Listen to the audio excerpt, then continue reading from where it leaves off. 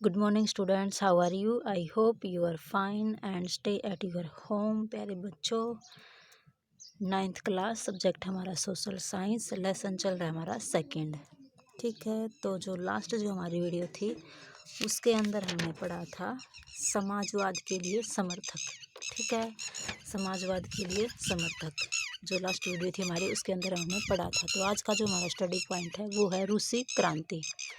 ठीक है, तो हम स्टार्ट करते हैं। रूसी क्रांति यूरोप के सबसे पिछड़े जो यूरोप है उसके सबसे पिछड़े यूरोप के सबसे पिछड़े औद्योगिक देशों में से एक रूस में एक समीकरण उलट गया। ठीक है, मतलब एक समीकरण वहाँ पे उलट गया। 1917 की अक्टूबर क्रांति के जरिए रूस की सत्ता पर समाजवादियों ने कब्जा कर लिया। जो 1917 के अंदर जो क्रांति थी, तो जो रूस की सत्ता पर समाजवादी थे जो उन्होंने क्या कर लिया, अपना कब्जा कर लिया। फरवरी 1917 में राजशाहियों के पतन और अक्टूबर की घटनाओं को ही अक्टूबर क्रांति कहा जाता है। जो फरवरी 1917 में जो राजशाही जो परिवार थे उनके पतन और अक्टूबर की जो घटनाएं थी, अक्टूबर की जो घटनाएं थी उन घटनाओं को ही अक्टूबर क्रांति का नाम दिया गया। अक्टूबर क्रांति कहा जाता है। ठीक है, ऐसा कैसे हुआ? क्रांति के समय रूस के सामाजिक और राजनीतिक हालात कैसे थे? मतलब जब क्रांति हुई तो उस टाइम जो रूस की सामाजिक और जो राजनीतिक स्थिति थी, कंडीशन थी, वो कैसी थी? ठीक है, इन सवालों का जवाब ढूंढने के लिए आइए क्रांति से कुछ सवाल पहले की स्थिति पर नज़र डालें। मतलब ये सब जानने के लिए हमें जो क्रांति हुई थी उसकी जो पहली जो स्टेज थी उसके विषय में हम जानें। ठीक है, तो रूसी जो साम्राज्य है 1914 में रूस और उसके पूरे साम्राज्य पर जार निकोलस द्वितीय का शासन था। मतलब जो 1914 में रूस था और जो रूस का पूरा साम्राज्य था, ठीक है, जो उसका साम्राज्य था उस पर जो जार निकोलस सेकंड का शासन था। ठीक है, मॉस्को के आसपास पड़ने वाले भू क्षेत्र के अलावा आज का फिनलैंड, लात्विया, लिथुआनिया, एस्तोनिया तथा पोलैंड, यूक्रेन व बेलारूस के कुछ हिस्से रूसी साम्राज्य के अंग थे। मतलब ये जो भू क्षेत्र थे ये रूसी साम्राज्य के अंग थे, हिस्से थे। यह साम्राज्य प्रशांत महासागर तक फैला हुआ था।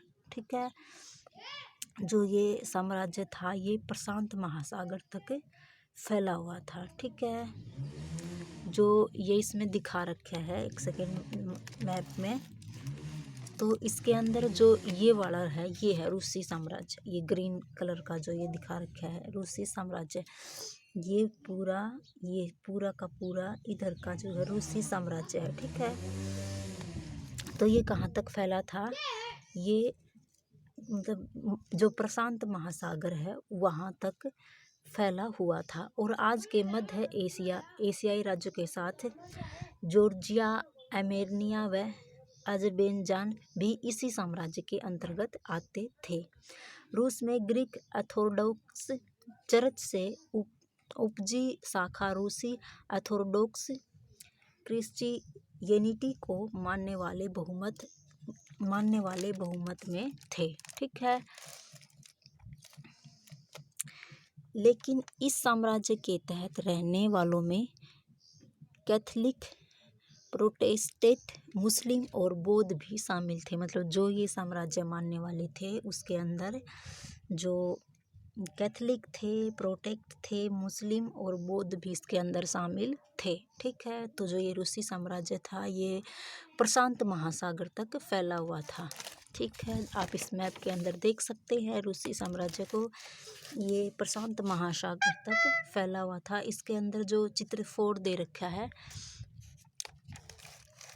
चित्र 4 1914 का यूरोप, इसमें रूसी साम्राज्य और पहले महायुद्ध में शामिल यूरोपीय देशों को दर्शाया गया। ठीक है, तो इसमें जैसे रूस को इंडिकेट किया गया, रूस, German, Austria, Hungary, Sweden, Norway, Denmark, उत्तरी सागर, इंग्लैंड, ठीक है, हो हॉलैंड, फ्रांस, स्पेन, मतलब ये सब इसके अंदर से दर्शा रखे हैं। तो जो जो ग्रीन वाले हैं वो है मैत्री शक्तियाँ, ठीक है। जो ग्रीन उसमें दिखा रखी हैं ये वाले, ये है मैत्री शक्तियाँ मैप में। और जो केंद्रीय शक्तियाँ हैं उसको दिखा रखा है ब्राउन कलर में, ठीक है।